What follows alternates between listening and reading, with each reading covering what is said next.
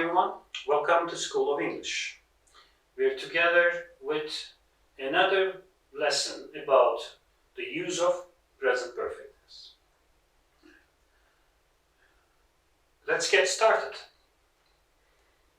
Here we see another formula that is used with present perfect.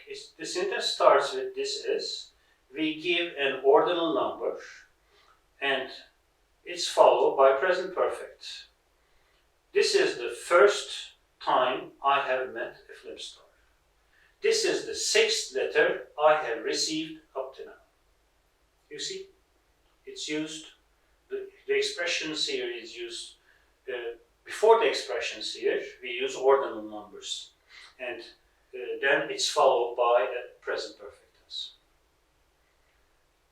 Okay, once, twice, several times, many times, we have mentioned this before. Present perfect tense can be used with expressions indicating repetition. See the examples. Although we have only met twice, we've been close friends.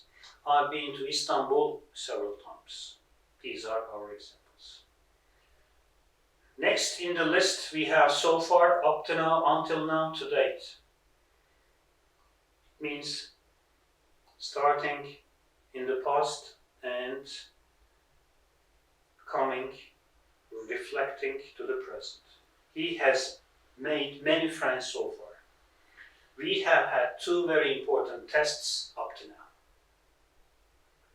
And the last topic in the present perfect tense, the usage of present perfect tense, we're going to compare the uses of been and gone.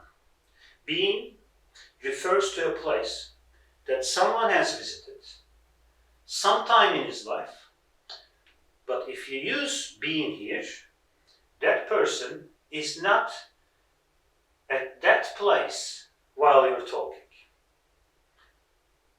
You see?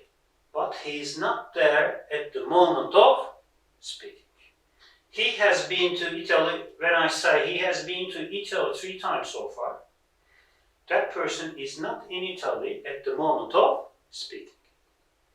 Gone refers to someone who has either gone to a place, meaning he's there now, or he's on his way to his destination, but has not yet returned. She has gone to New York. She has just given me a ring from the airport. You see, she is on her way to go to New York.